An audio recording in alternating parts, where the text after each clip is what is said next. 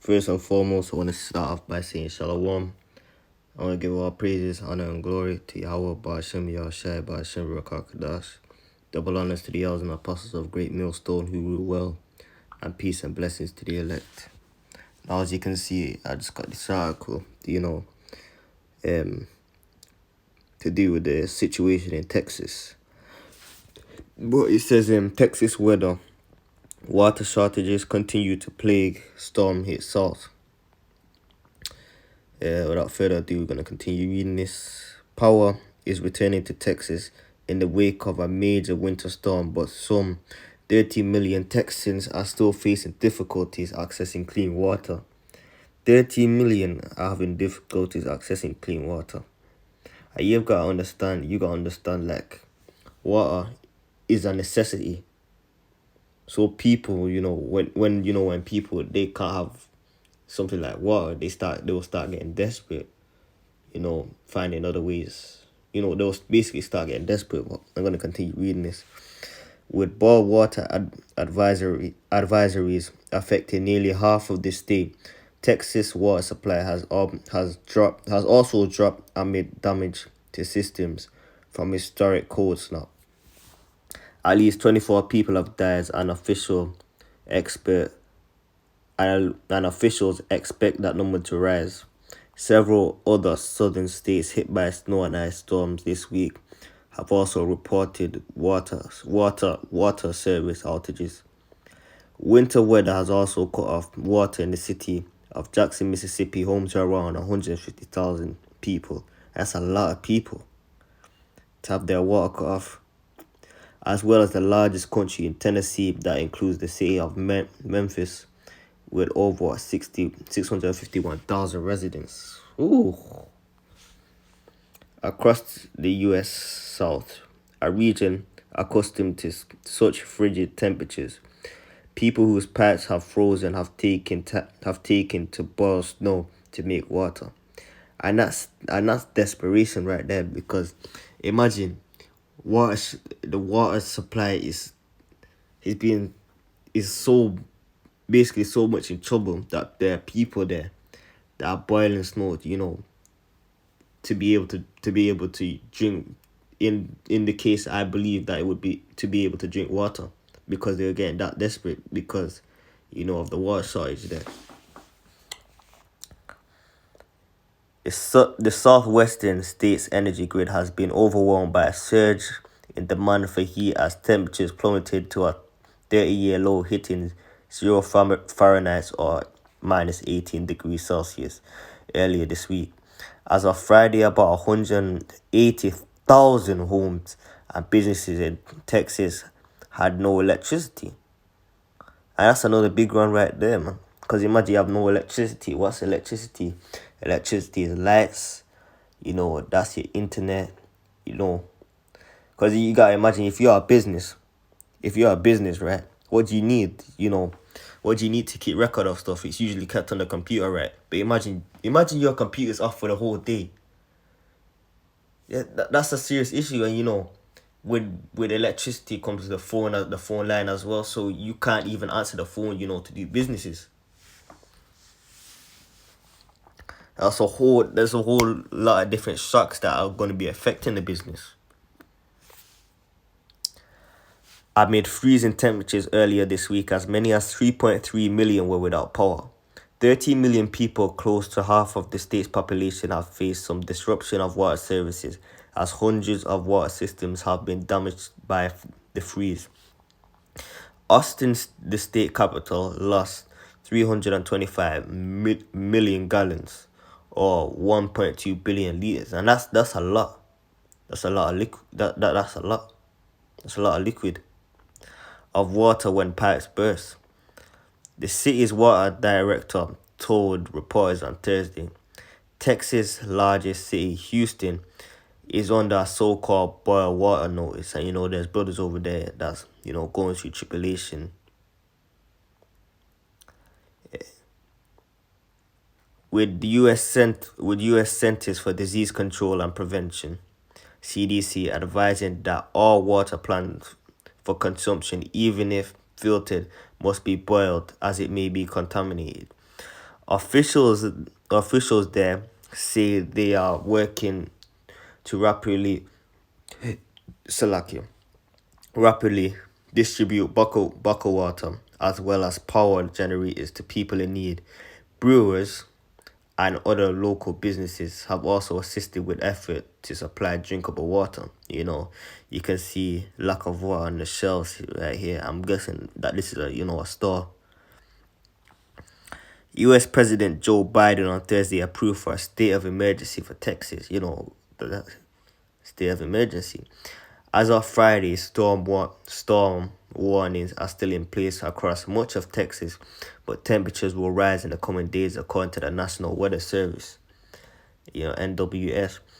The forecaster has also warned of dangerous travel conditions and power outages in the eastern parts of the U.S. as another winter storm system is expected to bring heavy snow, freezing rain, and ice. As the state continues to grapple with the weather crisis, Texas Republican Senator Ted Cruz is facing backlash after he left Houston on Wednesday for a vacation in Mexico with his family. So he seemed like if he's still on vacation, well, I'm not too sure about that. He seemed like he would be fine, because he's in Mexico, with his family. Mr. Cruz apologized on Thursday and returned to the U.S. after initially planning to stay through the whole weekend. His people on the road with what it seems like buckle water, as you can see this person in the hoodie right there. How deadly has the storm been? The recorded deaths in Texas include people who have died in traffic accidents, as well as some have suffered carbon monoxide poisoning from running cars and generators indoors to stay warm. In Harris County, in Harris County, home to Houston, there were more than 300 suspect cases of carbon monoxide poisoning during the cold snap. A local doctor described it as a mini mass casualty event to the Houston Chronicle newspaper. At least 4 people were killed. Salakia. And my finger just slipped on that. Yeah, sorry. Where were we?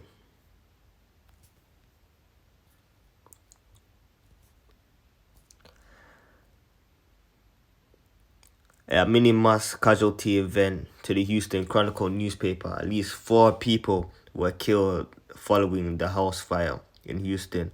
The officials say it may have been sparked by candles separately. Police said 2 men were found alongside a Houston highway, were believed to have died due to the cold. And that's serious. To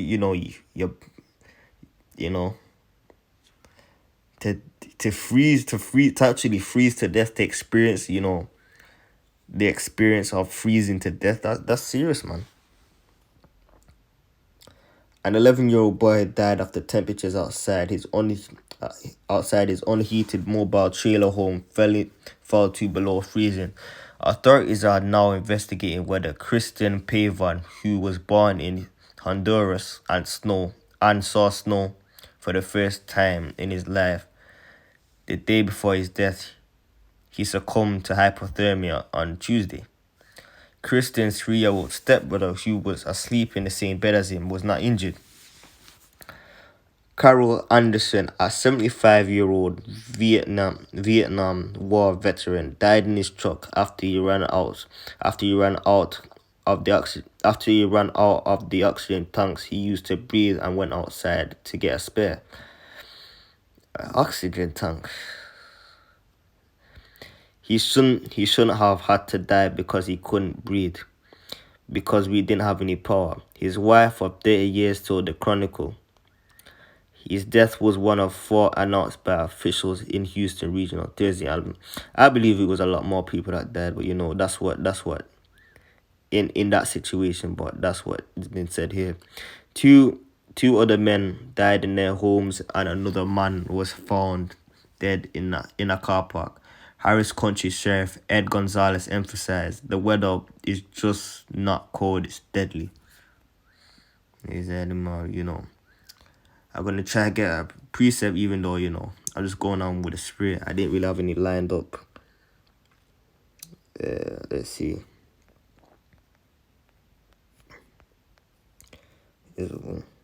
So, bear with me.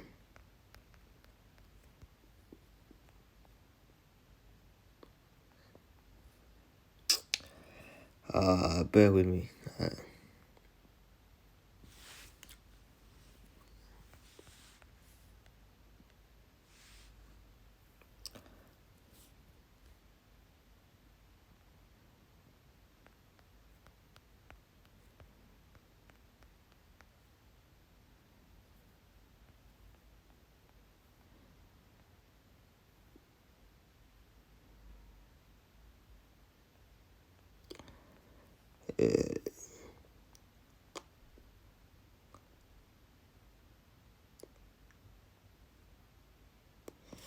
Trying to think of one, so bear with me.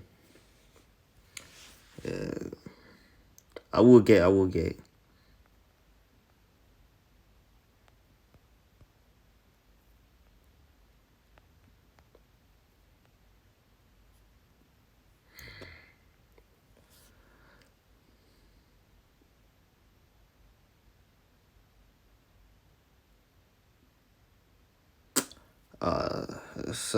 I couldn't find it, but what I want to do is compare this to Jacob's Trouble.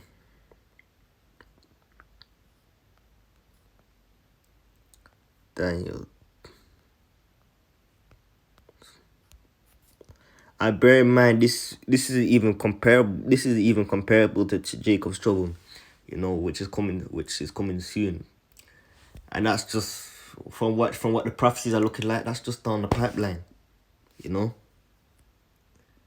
Jacob's Trouble is gonna be a very, very serious time. Down there are people freezing to death. So we just read in the article. Can't get fresh water and things of that nature. Jacob's Trouble is gonna completely exceed anything in history, man. But I wonder.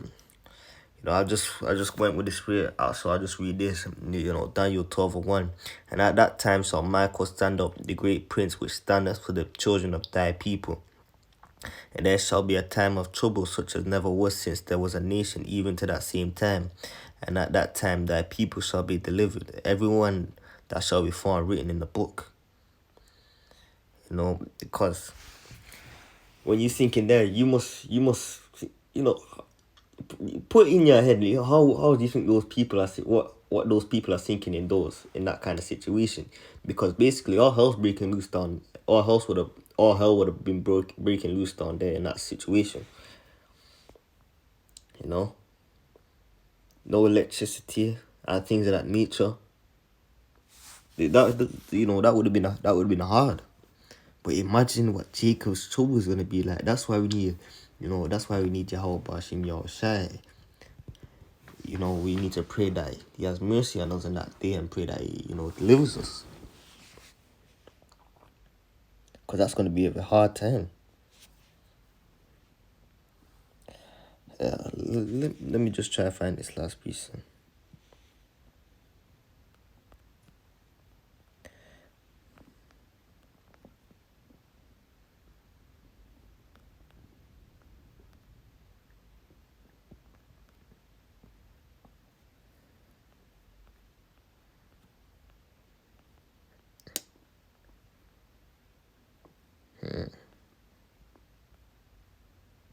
Oh, here it is.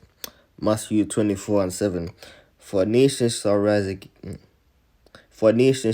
against nation, and kingdom against kingdom, and there shall be famines and pestilences and earthquakes in diverse places. But I want to say, I hope this was edifying. And in closing, I want to say all praises to Yahweh Bashim Yahushai Bashim Rakakadash. Until next time, Shalom.